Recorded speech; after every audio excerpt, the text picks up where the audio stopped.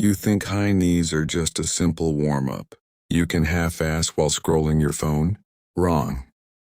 Most people butcher this move and turn what should be a fat-torching, power-building machine into a sloppy jog in place that barely raises your heart rate.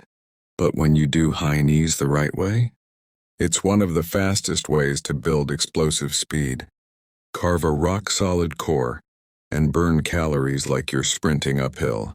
Stick with me for the next few minutes, and I'll show you exactly how to fix your form, so you finally feel that burn where it counts. Let's be real.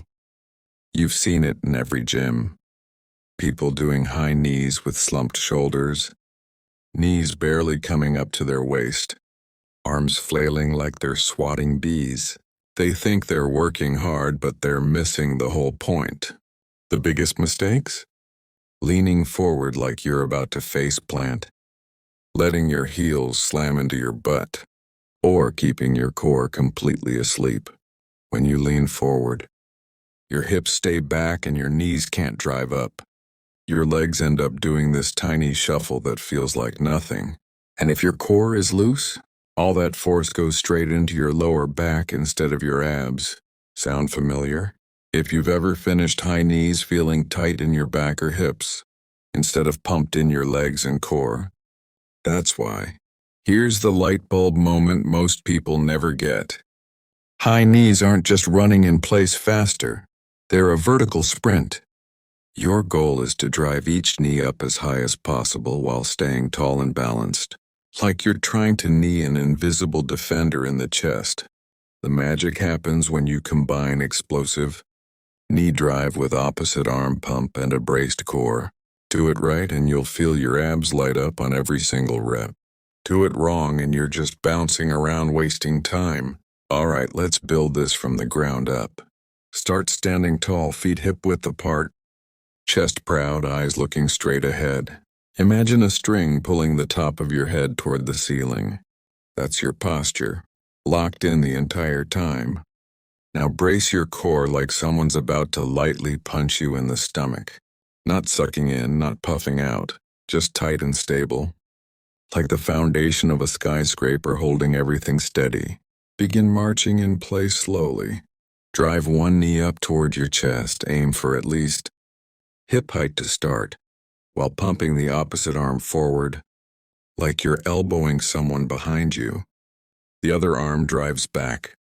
Land lightly on the ball of your foot, not your heel, and immediately switch sides. Feel that? That's the basic rhythm. Now speed it up. The faster you go, the higher those knees should come. Your arms aren't just swinging, they're driving the pace. Think of them as pistons. When the right knee comes up, left arm punches forward hard. Let me drop a few checkpoints so you can self-coach. First, are you staying tall? If your torso starts folding forward, you're killing the move. Reset and stand proud. Second, is your core braced? Reach down and touch your abs mid-set. If they're soft, tighten up. Third, are your knees actually coming high? Place your hand flat at navel height.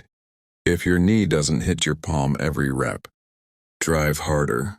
And fourth, are you landing soft and quick? You should sound like light rain on a roof, not heavy stomps. Here's the difference you'll notice instantly.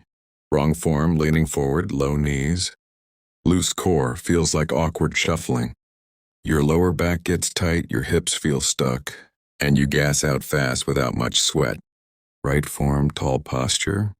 High knee drive, braced core. Powerful arm swing, feels explosive. Your abs burn, your heart rate skyrockets, and your legs feel springy instead of heavy. It's night and day. One cheats you out of results. The other turns 30 seconds into pure intensity. Once you've nailed the basics, let's level up. First tweak? Focus on pulling your heel straight up under your hip instead of kicking it back. This keeps your hamstring engaged and prevents that butt kick habit that wastes energy. Second, exaggerate the arm drive. Really punch forward and pull back. Your arms set the tempo. Third, add a slight forward lean from the ankles only, not the waist, like you're always falling forward just enough to stay quick. And finally, breathe sharp and rhythmic. Exhale forcefully as each knee drives up. This keeps your core locked and oxygen flowing. I had a client, runner, decent shape, who complained high knees always hurt her lower back.